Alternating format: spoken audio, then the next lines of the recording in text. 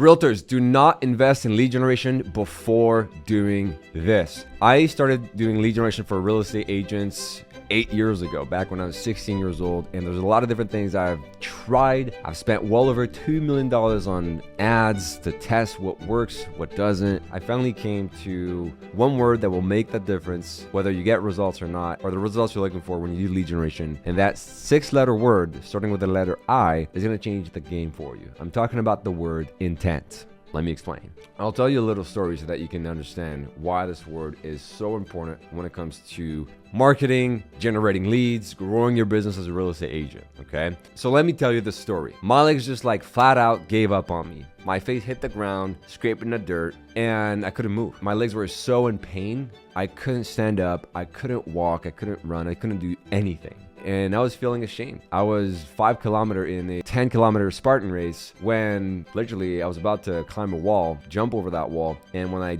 did jump, my legs just like cramped. They just gave up on me, right? So badly, I couldn't like move, I couldn't stand up, I couldn't do anything. To be honest, like I was kind of feeling ashamed. Like I felt like weak, like all these athletic people like just walking, running by me. And I was halfway into the race. That's when I realized I prepared more, trained more, and I didn't do it. Like I just completely winged it. I was like overly confident. I was like, let me just wing this. I'm gonna kill this. It's gonna be all right. Little did you know, I did not know anything about running, hiking. I didn't know what I didn't know. And that's when all of a sudden, out of the blue, there's this one guy that hands me this energy gel. Back then, I didn't know what these were, so I just took it. He's like, yeah, it will help with your cramping. Okay, I eat this. Immediately after, I'm talking like seconds after, maybe 20 seconds after, my legs are not cramping as much anymore. I can actually stand up, start walking back. I thank the guy. I was able to finish my race after that. I was in like great pain, but so did it. The next day of the race, I actually bought,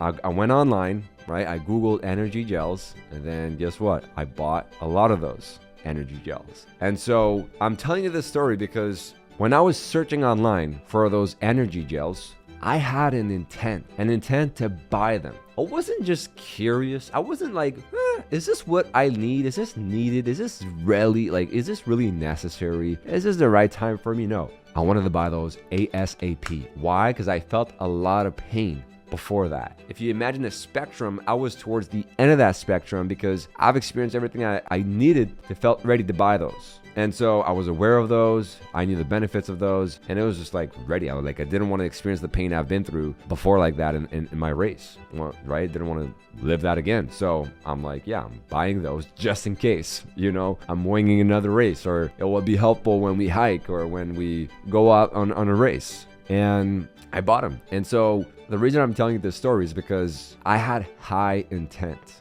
While there were some other people out there in the world at the same time that were wondering what were energy gels, why would they benefit them, if they would even need to do that, if that would be the best thing for them. I was just really serious, right? I was part of say the 2% that were ready to act right now on those. Okay. Now, how this applies to you, if you're looking to generate leads for your real estate business, whether sellers, buyers, investor, whatever that is, you need to understand that each lead generation method, each strategy has a different intent for the leads that you're going to be generating. Okay. So let me explain. Let's say you're generating Facebook ads and you're running a free home valuation. Well, first you got to understand the platform you're advertising on. People are not on Facebook because they have an intent to get a free home CMA, right? They don't go on Facebook for that reason in the first place. So you're interrupting their day, which is interruption marketing. And then you're offering them something that they weren't actively looking for, okay? When I was Googling for the energy gels, I knew I wanted them. I needed them, right? My intent was high. I wanted to buy right away. And so think about it that way, right? When you advertise on Google or its platforms, you're targeting people that are already looking for keywords like real estate agents or how to sell my home or, best homes nearby, stuff like that, or that are already looking for real estate specific keywords. Now, who do you think has the higher intent? Obviously, the guys that are looking and searching just like I was online, because they're actively looking for that. So a lot of agents, they don't necessarily think about the intent of the leads. That's the first thing you got to think about. Who do you want to attract? Then that's fine, by the way. You can do both. you can play the game of capturing a lot of leads on Facebook, for example, or different platforms, and just nurturing them for a while, for months, sending them emails, following up, sending them text messages for months or years. And then eventually it will be a numbers game. You're going to convert some of those. And that's what we used to do 8 years ago when we started the company, getlistings.com. And then I realized, hold on, how could I target the 2% of homeowners that know they need to sell, that want to be selling, that want to be speaking to an agent right now, instead of like targeting the 98% that were not even ready to sell and that I felt like I needed to convince or, twist our arm around just to get a listing appointment or a meeting or just a phone call, right? It just sounds so backward. Like, how come I can't just find the 2% that are ready right now? And that's when we switched from doing Facebook ads to YouTube ads. I'm not saying like YouTube ads is necessarily what you need to do for your business, but I'm saying, think about where could I generate leads where the highest intent leads, or at least the leads that would be the easiest to convert, get them to agree to meet with me.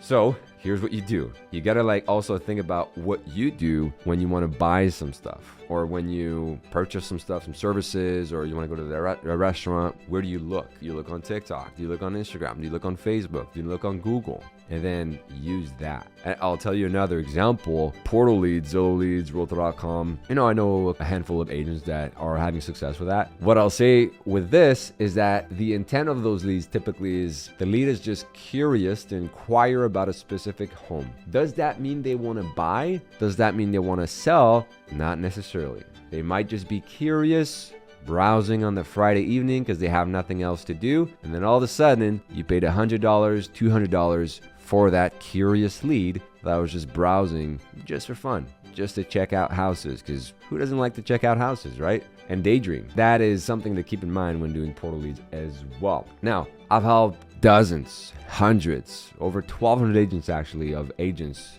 get higher intent leads with different strategies. Not to say that you can't do it with Facebook, but our main one, my favorite one right now is YouTube ads, right? Because it taps into Google's algorithm.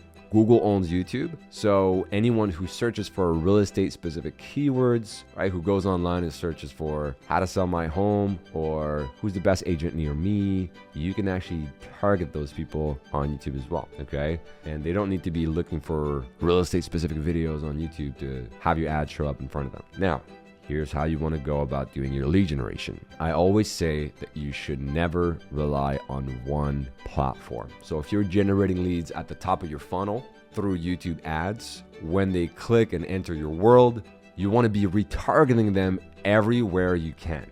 On Facebook ads, TikTok, Google display ads, YouTube retargeting ads, so that whenever they enter your funnel, then after that, they're pretty much hit everywhere on each and every angle. Also sending mailers, for example, calling them, door knocking, and dropping off like a CMA or a free seller's guide or a book, or just something nice that clients would appreciate. Some of my clients, for example, they just drop off once they have the address of the lead that they generated. They'll like come introduce themselves, and then they'll drop like a pie or some muffins, right? Simple as that. It just creates a connection. So this is what you need to be doing when think about your lead generation. Otherwise, you're going to have low intent leads, right? That are going to tell you, who are you? Why are you calling me? Right? Because again, you're interrupting their day. There's not enough friction. Think about this. The friction is important, right? If you generate leads and you only ask for their name, email, phone number, and it's automatically pre-filled by Facebook, then it's gonna be tough to have someone that, gives you the right information and that is aware also that is clicking on it. Because a lot of the time what we used to have is people are like, oh, I never clicked on this. Or it might be my kid that took my iPad and filled out my information, right? So the reason that is because when you click on a Facebook ad and fill out the form, it's already pre-filled with your information that you used to sign up to Facebook. And maybe you signed up to Facebook 10, 15 years ago. And maybe you changed your phone number, or maybe you used a different email, right? And you don't check that one, or a different phone number. So it's just so low friction that people don't even realize on Facebook that they're sending you their contact information. Whereas instead, if you send them to an external landing page, which is what I recommend our clients do, then you can actually have more friction because they need to enter that manually. So first, they're aware that they're doing it. And then second, they're going to give you their good phone number and good email if you ask for it correctly. So the way to ask it is to tell them, hey, in order to get the thing that you're looking to get, tell me where to text it. Tell me where to email it. So that way they know if they give you a fake phone number or fake email, they're not going to get the thing that they're looking for. Okay. So that's it. That's exactly what you need to know, what you need to do before starting your lead generation.